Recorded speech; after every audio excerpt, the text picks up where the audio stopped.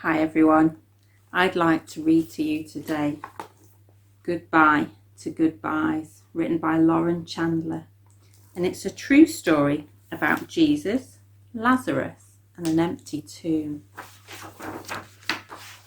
In the little town of Bethany there lived a man named Lazarus. He had two sisters, Mary and Martha. Martha loved to throw a party. Mary loved to sit and listen. Lazarus loved his two sisters, and they were all friends with a man named Jesus. But one day, Lazarus got sick. He went to bed sick, and he woke up sick. Mary and Martha looked after him, but Lazarus got worse and worse and worse. "I know," said Martha. "I'll tell our friend Jesus, he can help." Martha thought about all Jesus had done. He made the blind people see. He made the deaf people hear. He made people who had been sick walk, jump, run and leap for joy. He could make Lazarus well. So she and Mary sent a message to Jesus. "Lord Jesus, our brother Lazarus, the friend that you love, is sick. Come quickly." It took 2 days for Martha's message to reach Jesus. And when Jesus heard his friend was very, very sick, he did nothing. Did nothing? That's right. He didn't ride the first donkey to Bethany. He didn't run until his side hurt. For 2 whole days, he stayed right where he was. Why? Jesus told his disciples, "Our friend Lazarus is very sick. But this illness won't end with Lazarus being dead. We won't have to say goodbye forever. I have a plan." Phew! Jesus had a plan. But what was it? Then at last, Jesus and his disciples headed to Bethany. "Our friend Lazarus has fallen asleep," Jesus announced, "but I'm on my way to wake him up." The disciples looked at each other. Did they hear him right? Lazarus was sleeping. Couldn't Mary and Martha wake him up? Jesus knew their questions. He looked at them and said, "Lazarus has died." Dead? How could this be? Didn't Jesus say that Lazarus would not die? Didn't he say we wouldn't say goodbye forever? What happened to his plan? Every step to Bethany felt heavier and heavier.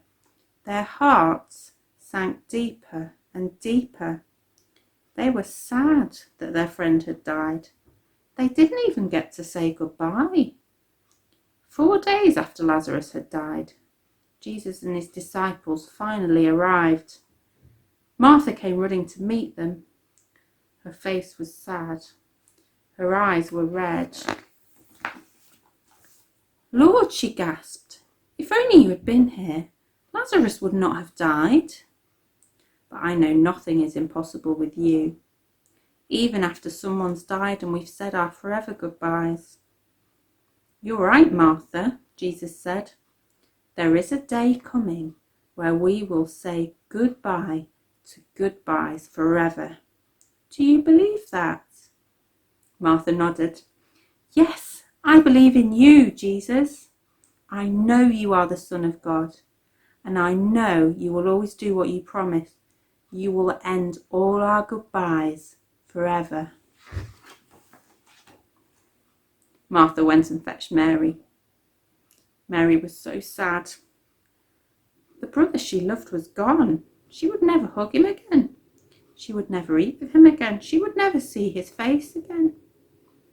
Jesus saw her tears, and it happened. His heart broke. He knew what he was about to do. He knew Lazarus's goodbye wasn't forever, but his heart broke for his friends. When they reached Lazarus's tomb, Jesus cried too.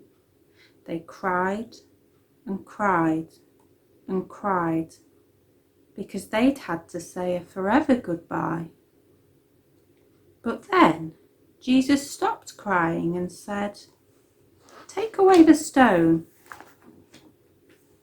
Martha told him there might be a horrible smell. Jesus said, "You need to believe me." So they took away the stone, and then he yelled like a lion's mighty roar, "Lazarus, come out!" And he did. Jesus kept his word. Lazarus being sick didn't end with him being dead. It ended with him alive, even after he died, after they'd had to say goodbye.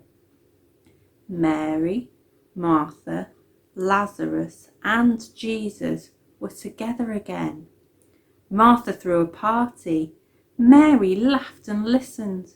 Lazarus was glad to be alive. But then the time came for Jesus to say goodbye.